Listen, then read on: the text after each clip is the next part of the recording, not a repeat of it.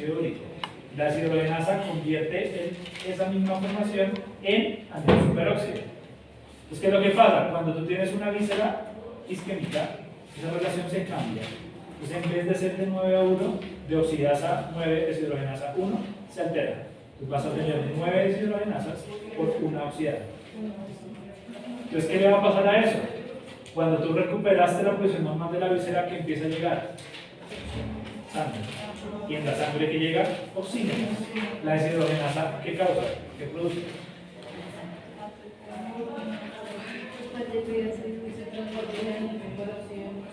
Exactamente. Que el ATP y el oxígeno se transformen en anión superóxido. Y el anión superóxido es un radicalismo. Y el anión superóxido genera lesión. Lesión en las organelas, lesión en el núcleo y lesión en el hipotálamo. ¿Sí entendiste? ¿Qué otra pregunta tiene?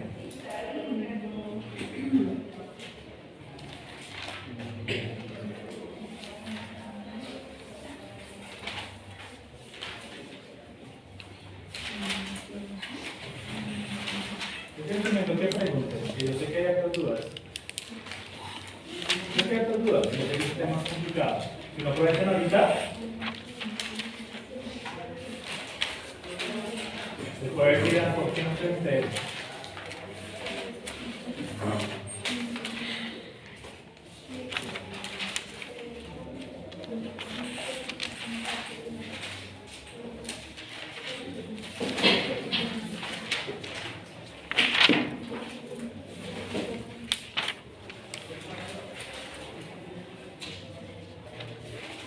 ¿No?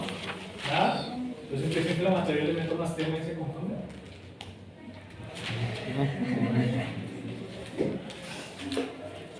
Vasodilatar. Vasodilatar. Para que empiece a llegar más oxígeno. Entonces, todo eso, ¿a qué se refiere esta regulación del flujo? Las concentraciones de oxígeno que llegan a los tejidos. Es por eso que antes de llegar a este capítulo, todos acá queríamos que el corazón y las arterias y las venas eran lo más importante del sistema cardiovascular.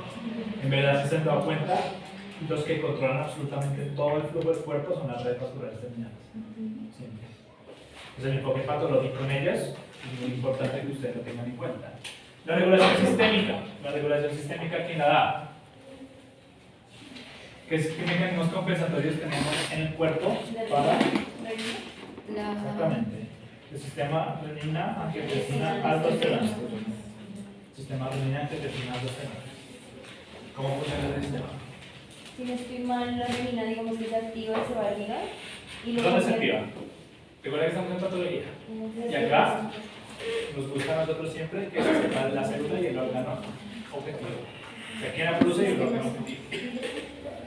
La renina, ¿qué te suena? Renina. Exactamente, en el riñón. Se produce en el aparato yuxtaglomerular del riñón.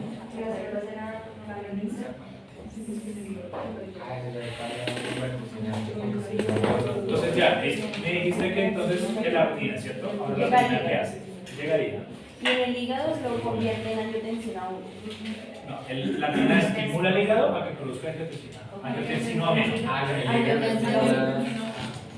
Y en presencia de renina, la angiotensina es la angiotensina 1. ¿Qué hace la angiotensina 1? La célula de la ECA. ¿Qué célula? ECA, la ECA. Tipo 2. Los hemocitos tipo 2 tienen en su citoplasma ¿qué? La enzima convertidora de angiotensina. Pues transforma la angiotensina 1 en 2. La angiotensina 2, ¿qué función tiene? Vasoconstricción sistémica, ¿qué orden?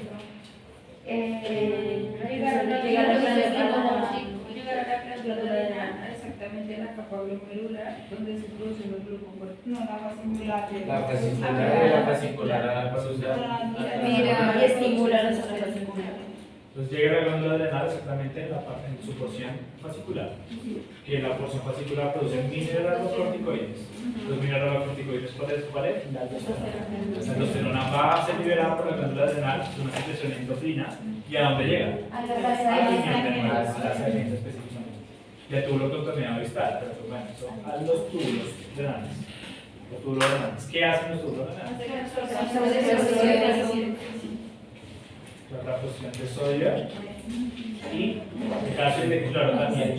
O sea, en definitiva, reabsorción de agua. Entonces, esa es la regulación sistémica. ¿Qué otra hormona tenemos? La antidiurética. Hormona antidiurética. Sí. La ADH o la vasopresina. Vasopresina o hormona antidiurética.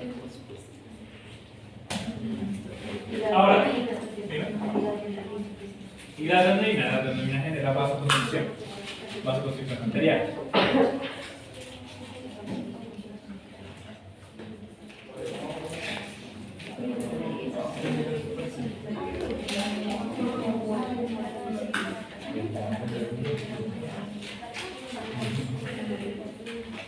Tenemos unos trastornos de la irrigación de la red vascular terminal.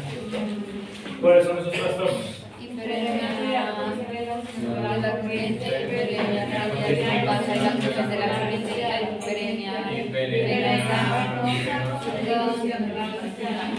Exactamente, hiperemia arterial con aceleración de la corriente, después hiperemia arterial con disminución de la velocidad de la corriente, hiperemia venosa con disminución de la velocidad de la corriente.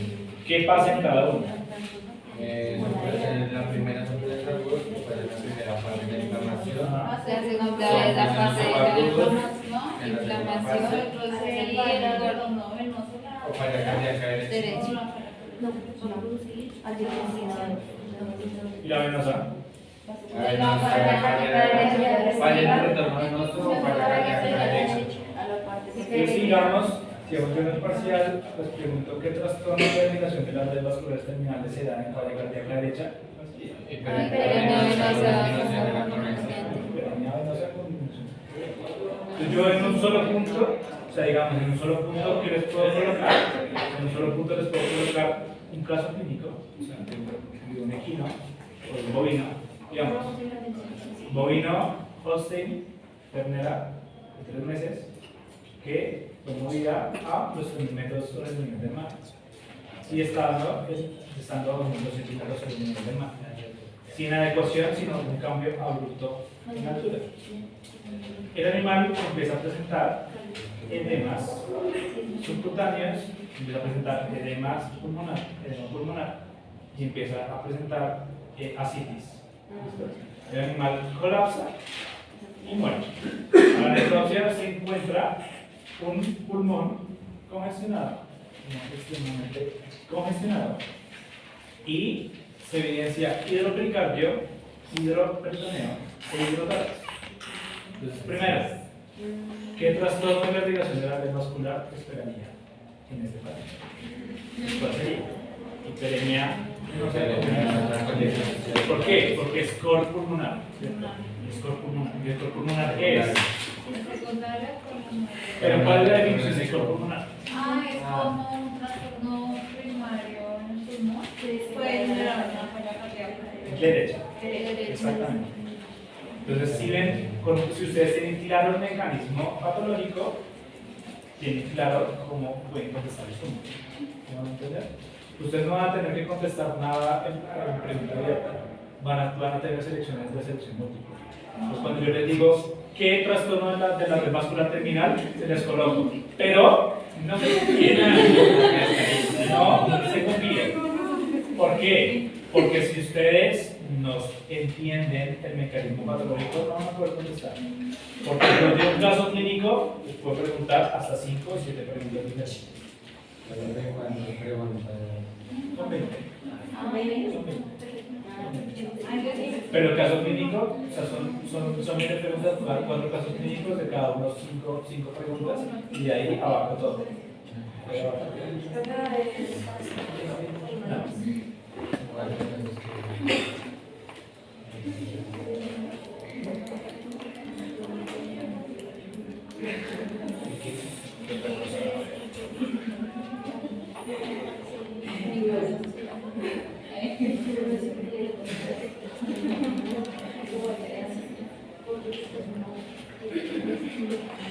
Digamos, ¿qué consecuencias y cuáles son las consecuencias principales del isquemia?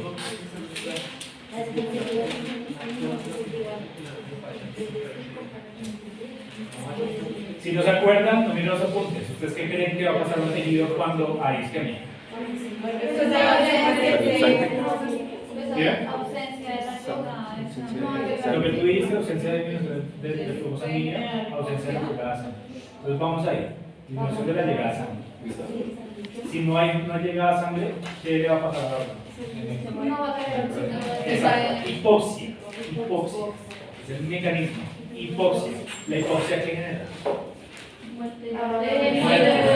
muerte celular. Recuerden, por eso vimos generalidades. Generalidades es la principal causa de necrosis es la hipoxia. La hipoxia, ¿qué tipo de necrosis genera? De coagulación. La necrosis de coagulación, ¿qué otros nombres reciben los órganos? Infarto. Pues, ¿cuál es la principal consecuencia de los procesos isquémicos? Los infartos o las infartaciones. Ahora, ¿cuál es la diferencia entre infarto y infartación? Que uno es arterial. Uno es arterial y el otro es venoso. ¿Cuál es cuál? Infarto es arterial, infartación es venoso. Entonces, para que no se confundan, el infarto de miocardio siempre va a ser por las arterias coronarias. Entonces, recuerden eso. ¿El infarto es arterial? Arterial. Entonces, siempre que si ustedes están dudando cuál es cuál, recuerden a un viejito que le da un ataque cardíaco. Un viejito que le ataque cardíaco, ¿qué le está pasando? Se está infartando las arterias coronarias. Yo sé que es mucha información, a mí me sirve eso, cosas así prácticas. Entonces yo para aprenderme eso, literalmente me imaginaba a un viejito caminando y se infartaba. Y que me acordaba que sus coronarias se tapan. Entonces es un proceso isquémico. Eso lo tienen que tener en cuenta. Pero visualmente infarto en una canción se divide. La infartación de la congestión venosa se ve mucho, o sea, que las venas se vuelven extremadamente grandes y se ve muy prominente las venas como tal. Las arterias no tanto, las arterias se tienden hasta allá. Tienden hasta allá bastante. Por eso es más de sistémica. Entonces, digamos, yo les coloco una pregunta, ¿ustedes en qué órganos espera observar infartos macroscópicos? Entonces ustedes les coloco una lista de órganos. Digamos, pulmón, les digo hígado, corazón, riñón, vaso, pulmón, glándula renal, piel, tejido adiposo. Sí, puede ser varias preguntas. ¿Sí? Puede ser ¿Cuáles de los que dije cuáles? Nombre 3.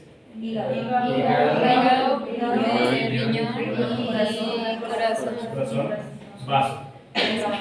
¿Por qué el vaso y por qué el riñón? Porque son órganos rojos. ¿Bien? Porque son órganos rojos. Más allá de eso, ¿Cuál es la circulación que tiene? por el tipo de circulación. Circulación terminal. Exactamente, tienen circulación terminal. O sea, no tienen circulación colateral. Tienen circulación terminal. ¿Qué significa eso? Que si se tapona la arteria aferente, el resto de allá, toda la nefrona se muere. Pero recuerden que dentro del riñón, toda la corteza de la médula se necrosa completamente, de forma de cuña. ¿Sí? Es por eso. Entonces, de nuevo, digamos, yo les coloco en algún momento. Equino, de 2 años, come pastos con altas cantidades de carbohidratos, entra en cólico. ¿Sí? Se realiza y se realiza una palpación rectal y se evidencia de que tiene un accidente gastrointestinal. Específicamente que un atrapamiento nefroesofágico. Entra en cirugía, corrigen el atrapamiento, pero la visera presenta una torsión sobre su eje mesentérico. O sea, un vólvulo. Un vólvulo. Yo se los puedo colocar así, un vólvulo o una torsión sobre su eje mesentérico. Si se tuerce el mesenterio, ¿qué vasos sanguíneos están? Las venas o las arterias.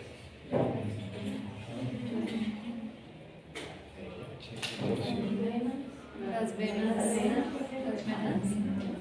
Ambos. Pero ¿cuál es peor? Si se taponan la base del Pues las arterias. Las arterias. Las arterias. Las arterias. ¿Por qué? Porque toda la irrigación del intestino va sobre el mesenterio. Entonces, cuando hay una torsión en la base, como tal, las arterias se taponan mucho, pero también las venas. Entonces, cualquiera de los dos ejemplos me sirve. O sea, tanto la circulación venosa como la circulación arterial se taponan. Sin embargo, ¿qué vaso sanguíneo es más fuerte? ¿La arteria o la vena? La arteria. ¿Seguras? La vena es más elástica. Exacto, la vena es más elástica. La vena es más elástica. La arteria es más fuerte. Entonces, parte de la circulación arterial puede alcanzar a pasar, pero la vena no. La vena tiene una muscular muy delgada y eso hace que se aplaste. Y si se aplasta, por ahí no pasa. Por ahí no pasa nada. Pero la vena no se puede revelar, pasa como una arteria. No, pero no va a pasar más, porque si se colapsa una vena, ahí quedó. Que la vena no tiene tanto músculo liso, solamente las venas grandes. Entonces recuerden que para esto ustedes tienen que, por eso les puse el taller de histología, para que recuerden la histología de la sanguínea, la histología de todo. Las venas tienen una pared muscular mucho más delgada, ¿listo? Y eso hace que si se taponan, el taponamiento es completo. El taponamiento es completo. Entonces, en la mayoría de accidentes gastrointestinales, ¿qué le va a pasar a la víscera? ¿Se va a infartar o le va a dar infartación? Infartación. La infartación. La infartación. ¿Cuál es la consecuencia principal de la infartación? Necrosis. Nivel de coagulación, pero algo más general, no tan celular. Isquemia, ¿no? Entonces de ahí miren que ese cuadro clínico les puedo preguntar sobre diferencia entre infarto e infartación. Les puedo preguntar cuál es la consecuencia principal, que sería el proceso isquémico hipóxico, y qué pasa si yo entro y corrijo la torsión sin darle antiinflamatorios al animal. Una lesión por isquemia post-repercusión. Probablemente ahí les coloqué dos renglones para que ustedes expliquen el mecanismo. El parcial no está totalmente hecho, yo todavía lo estoy ideando. Probablemente los mecanismos se los voy a colocar para que ustedes lo expliquen bien. Porque en isquemia se altera la relación de las antígenas. Pero no les voy a colocar a que me escriban un párrafo como el primer parcial. Acá va a ser muy puntual. Si me empiezan a hablar, casi lo digo, empiezan a hablar muchas cosas que no les estoy preguntando. Si me empiezan a colocar mucha carreta en las respuestas, no se los va a dar. O sea, es lo que es. Estoy preguntando lo que es. Entonces tienen que conocer bien cuál es el mecanismo como tal.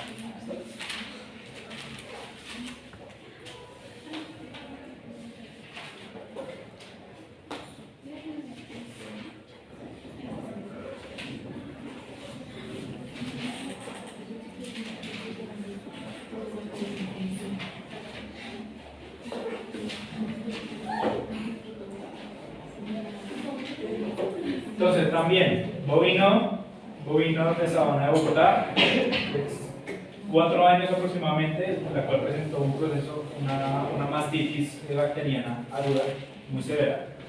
Y llega a ustedes canulado, con una cánula puesta en la vena yugular. Ustedes a la palpación de la vena yugular encuentran que la vena yugular se encuentra totalmente dura, extremadamente dura.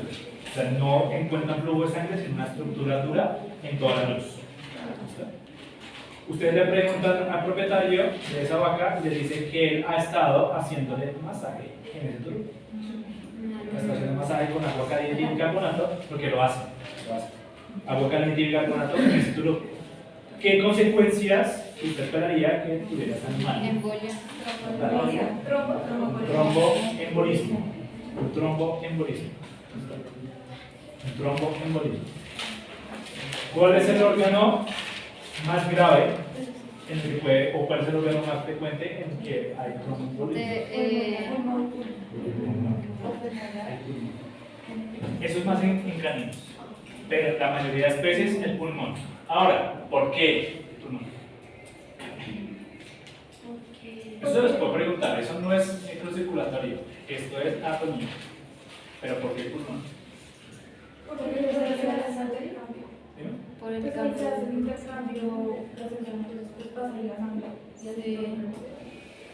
Si vas por ahí, pero específicamente el recorrido de la sangre, ¿cómo es? Si estás acá en la yugular ¿a dónde llega?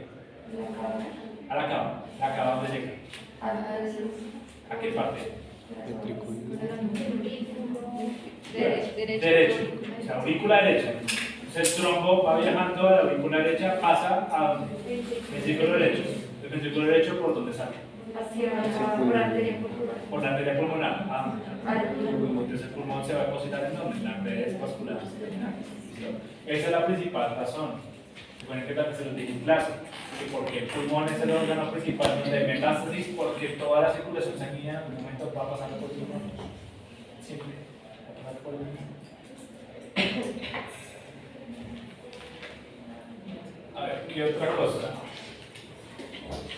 ¿Qué es un émbolo?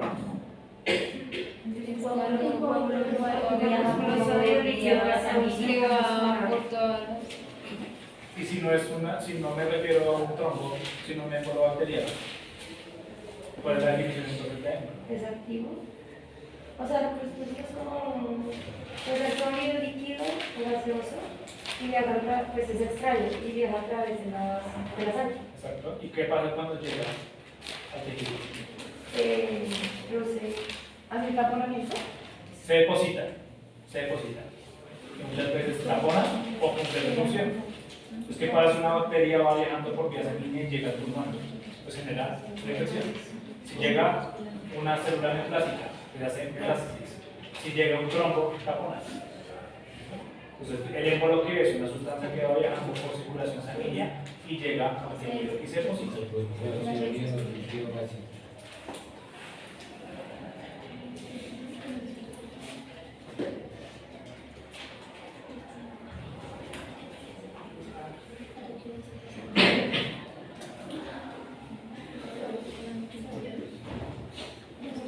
digamos, otro recién nacido. El paraferminero lo encontró, fue tirado y la yegua estaba con placenta retenida. Si tiene placenta retenida, tampoco el potico no tuvo tiempo suficiente y tampoco la disponibilidad de la madre para succionar calostro. Entonces ya con eso ya tienen un posible diagnóstico en un portfolio, porque no consumió calostro. Entonces, cuando ustedes le hacen el examen clínico, encuentran hemorragias petequiales y quimóticas en la mucosa oral. Encuentran hemorragias petequiales y quimóticas en la mucosa conjuntiva. Entonces, principalmente eso. 1. ¿Qué shock usted esperaría que enseñe?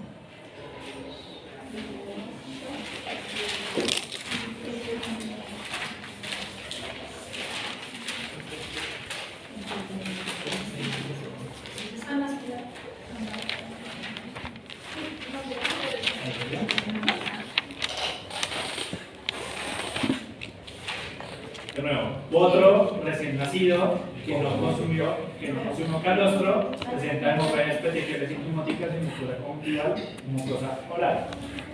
¿Por qué hipovolémico? Porque provoca hemorragia así deshidratación. No es una hemorragia profusa, ¿listo? O sea, no es una hemorragia profusa, son petequiales y equimóticas. Eso es típico de algo, típico de una fase de shock.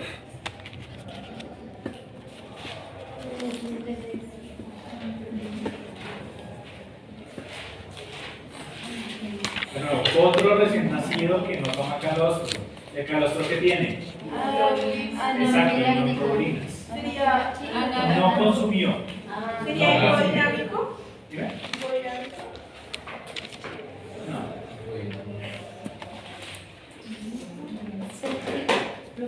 Séptico. Pero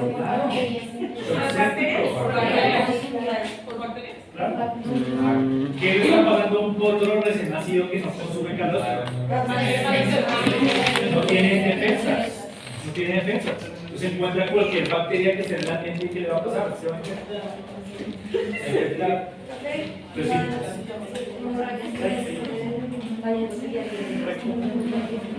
por ahí va. O sea, entonces, primera pregunta que sería, ¿qué tipo de shock usted esperaría en ese animal? Sería shock séptico. Listo.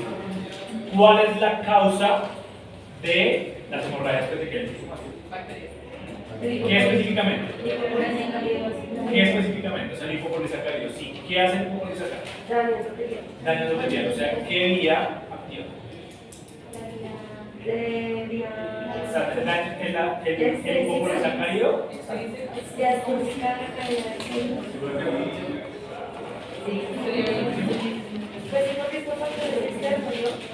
Pero ¿qué hace el hipopolisacárido diferencial de un factor externo?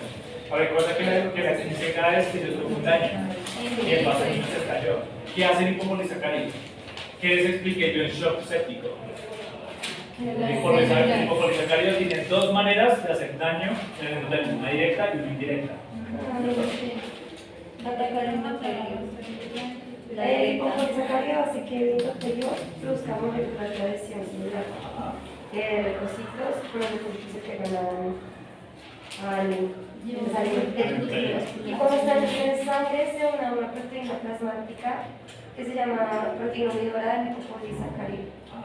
Hay un reconocimiento por parte de los macrófagos, se producen proteínas inflamatorias, se activan los neutrófilos y se producen enzimas y radicales libres. Y pues ahí hay daño endotelial. Exactamente, pues ahí hay daño endotelial. Esa es la principal causa, una de esas es el daño por el hipopolisacárido. Si hay daño endotelial que vía la coagulación activa. O sea, si hay daño directo por el hipopolisacárido, ¿qué vía se activa? ¿Extrínseca o intrínseca? Intrínseca, exactamente. Intrínseca. Entonces ya me contestaron 3 puntos. El cuarto punto, ¿cuál sería? Ahora sí. ¿Cuál es la explicación de cuál es la explicación de las hemorragias petequiales sigmoides?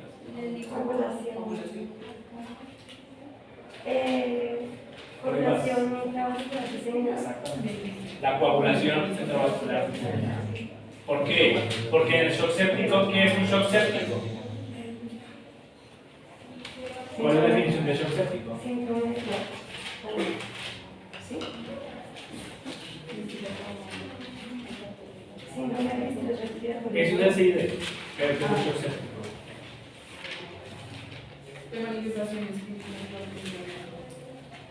¿Manifestaciones clínicas de qué?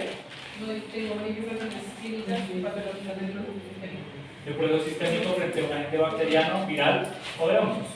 Sistémico, pero el hipopolisacárido ¿dónde va a estar? En todo el cuerpo. Entonces por eso se llama coagulación intravascular diseminada.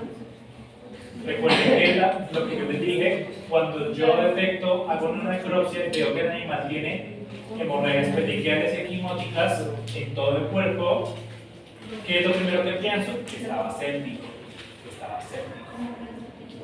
¿Por qué? Porque siempre recuerden que el shock séptico ¿dónde empieza? En la segunda fase del shock. ¿Cuál es? Activación metabólica refleja. Recuerden que tenemos centralización, activación metabólica refleja y la última es parálisis irreversible de la red vascular terminal. Lo mismo, perfectamente les puedo colocar otro caso. Les digo, canino de 7 años que tuvo un cuadro agudo de traqueomitis infecciosa canina, que es un complejo viral y bacteriano, el cual presentó una bronconeumonía o una neumonía bacteriana severa. El animal estuvo en UCI durante 8 días, se recuperó, llegó a la casa y a los 20 días el propietario reporta una muerte súbita. ¿Cuál es el principal mecanismo por el cual este animal pudo haber fallecido?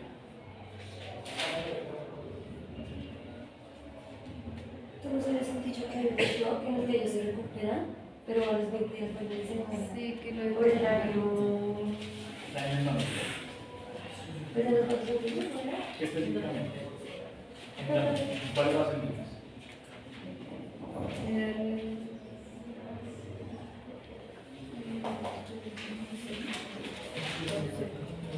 Si es shock séptico.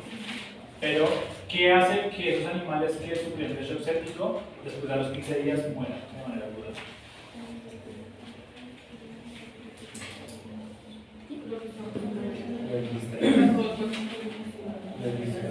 Exactamente, por el ARDS, el síndrome de distrés respiratorio agudo o el daño alveolar agudo. ¿Qué es lo que está pasando? Si hay daño en los vasos sanguíneos del pulmón, el lipopolisacárido causó tanto daño, los animales por más de que se recuperaron clínicamente, el daño en el pulmón es tan severo que después entran en distrés y mueren. Mueren a los 15, 20 días que se recuperaron del shock. Se lo dije en la última parte, o sea, literalmente hace unas semanas, en el último, se lo dije.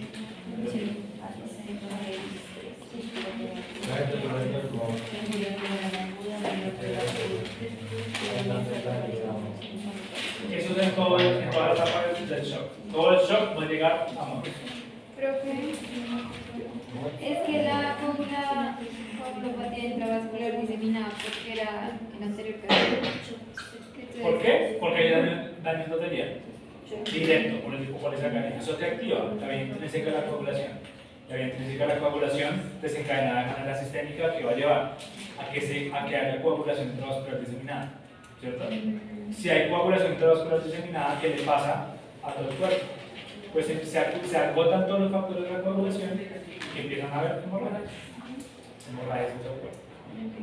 Probablemente les dé muchas más pistas, no solamente hemorragias petequiales equimóticas y muchas cosas, sino ustedes hicieron una necropsia y se observa un pulmón con hemorragias petequiales equimóticas, un riñón con hemorragias petequiales equimóticas y la presencia, no sé, les puedo colocar un absceso en una articulación. Y con eso ya ustedes ya van entendiendo que es un proceso bacteriano. Pero la idea no es que ustedes se memoricen los apuntes, sino que los sepan aplicar para el vida real. Los sepan aplicar a la vida real.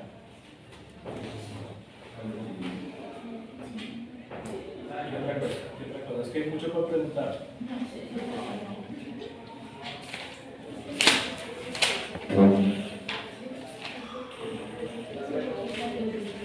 Digamos, un punto, ¿qué puede ser? ¿Cuál es la naturaleza? La naturaleza del edema, o bueno, la patología del edema en un animal con falla cardíaca. Naturaleza. La patología del edema.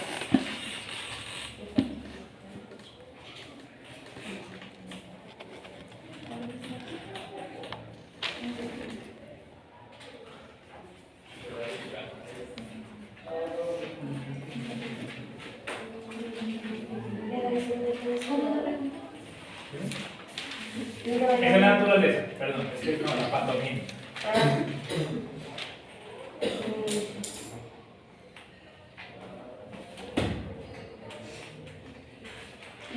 Eso no es la de la ley, eso no era mi Sí,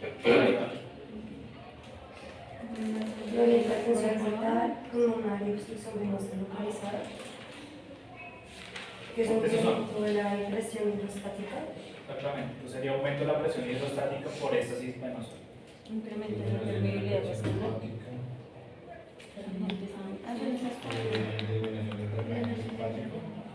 Si, digamos, si les coloco un paciente canino que presenta una tumoración de 20 centímetros por 15 centímetros de diámetro en su pierna y presenta un edema en esa misma pierna, ¿cuál sería la patogenia de ese edema? Incremento de la presión hidrostática. Aumento de la presión hidrostática por obstrucción venosa, pero también bloqueo de las vasculaturas linfáticas.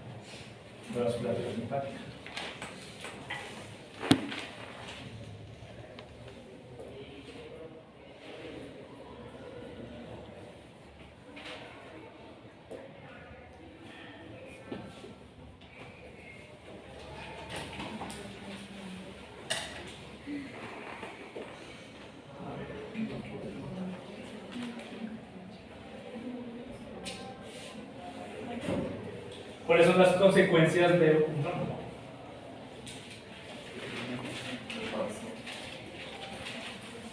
No, entonces, ¿cómo? A ver. ¿Qué le puede pasar a un trombo? Esa es una, embolia. O sea, una es esta, isquemia, la otra embolia, o ¿qué otra cosa le puede pasar a la embolia? Que se Ay, tú dices, así como que hacía una manera como de que pudiera seguir pasando la sangre, pero igual él seguía ahí. O sea, reorganiza. O sea, se puede generar un proceso isquémico, puede entrar un proceso embólico, o que el trombo se reorganice. ¿La reorganización qué es? ¿La reorganización qué es? cree una parte. Que se compactan como una parte y permiten como que igual haya paso de sangre. Entonces, O sea, eso que están haciendo es organización, o sea, que el trombo se organice, o sea, se produzca tejido conectivo. Que empiece a pasar sangre, que produzca tejido conectivo, se organice, se vuelva un tejido conectivo. Entonces forma parte ya, hacer parte del vaso. Entonces se reorganice, se recanalice, que formen canales que van pasando en medio del trombo, y esos canales que les va a pasar se reendotelizan. Entonces, recanalización, organización, reendotelización y calcificación. Esas son las consecuencias si el trombo permanece. Y si el trombo se desaparece, por medio de que puede ser una análisis séptica o una análisis aséptica. O fibrinolisis. Entonces tenemos varios destinos, varias consecuencias que tienen que ser muy claras.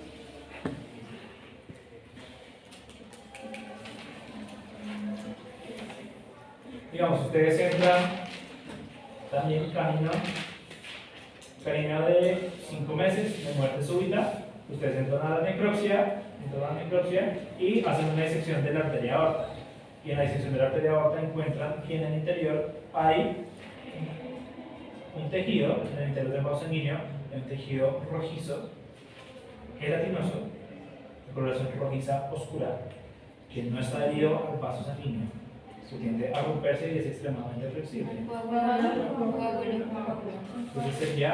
Entonces ustedes, el veterinario que los está acompañando, les dice a ustedes que es un trombo.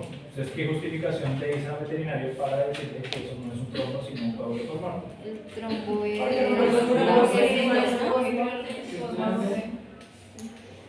¿Cómo? ¿Por qué no está herido? Que no está adherido como tal, sí. Exacto, tiene una morfología muy pliable, el trombo es firme. El trombo es blanquecino. Exactamente, el trombo es blanco. El trombo es blanco. Yo creo que ese es el coágulo. El coágulo pudo haber sido la causa del muerte. No, ahí no estamos hablando de cosas de muerte, solamente es para que interpretes cosas que puedan pasar dentro de la necropsia. Como tal.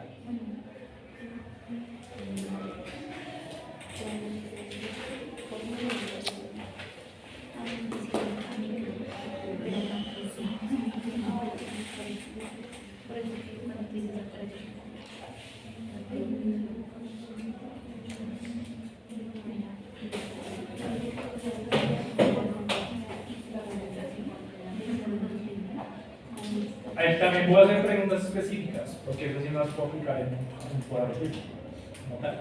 Pues digamos, ¿qué moléculas son las que interactúan en la herencia plaquetaria en la primera fase de la coagulación? De la coagulación.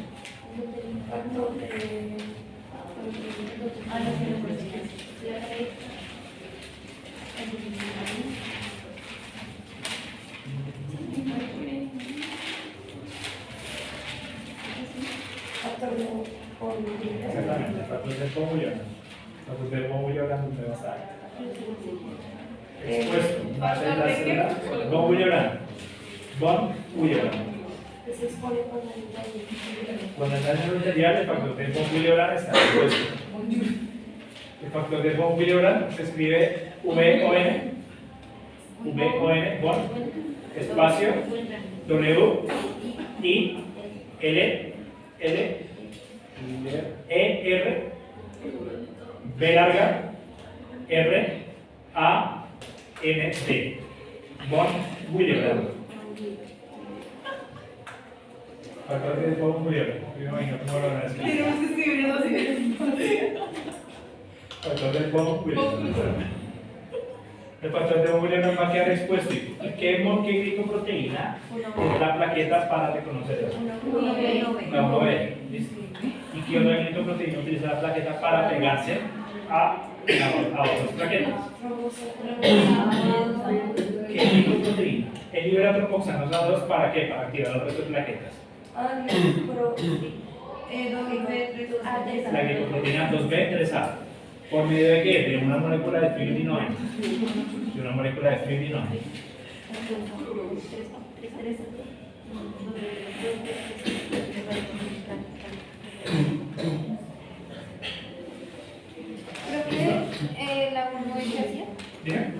Voy. Se pega al factor conjunción.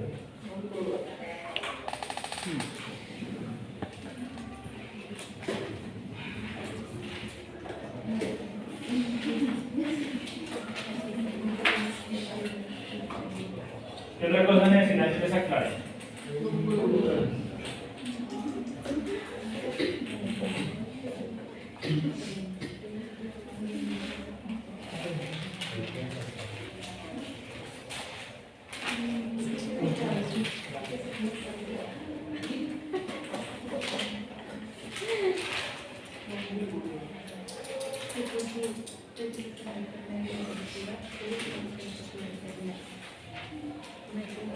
Yo en clase les dije varias veces que iba a preguntar, ¿cierto? Se lo aseguro que les voy a preguntar. A lo que les dije que voy a preguntar, lo voy a preguntar. Yo que les recomiendo que ustedes se roten cualquier lo que yo dije en clase que voy a preguntar. Pero les aseguro que lo voy a hacer. En histología siempre les digo a esta gente, les voy a preguntar eso, y sale el parcial. Usted no me dijo preguntar. Entonces, ¿qué les recomiendo? Las cosas que ustedes tengan paso, estudien eso. Pero no es solamente estudiar y memorizarse, lo tienen que entender. El parcial va a ser así, va a ser un cuadro. Y ustedes tienen que hacer un cuadro clínico, el cuadro clínico lo tienen que analizar. Lo tienen que analizar. Porque ustedes el día de mañana no van a enfrentarse con el propietario diciéndole, no, es que yo me encontré esto y esto y esto, no. En un caso es un animal, ustedes tienen que interpretar lo que dice como un animal. El propietario muchas veces lo único que hace con uno es confundirlo a uno. Es confundirlo a uno. Entonces tienen que tener la claridad de los conceptos. Ustedes, a pesar de que igualmente están en quinto semestre, quinto, sexto, no importa, ya tienen las posibilidades de poder interpretar un caso clínico. Ya lo pueden hacer. Si lo hicieron en fisiología, lo pueden hacer ahorita. Tienen más base con más base. Entonces, yo que les recomiendo, lean con detenimiento las preguntas, evalúen bien si se trata de un proceso infeccioso, un proceso inmune o qué tipo de proceso es, y ahí se empiezan a contestar. Recuerden, son 4 casos clínicos y de ahí ya 5 o 6 preguntas. Y todas de ese mismo caso. Los que tienen que hacer, tienen que interpretar bien el caso clínico. Los casos van a ser similares a lo que les dije hoy en clase. Van a ser similares. Y con muchísimo más detalle. Va a ser un enunciado completo y va a tener muchísimo más detalle. Este parcial es individual. No es una manera parte.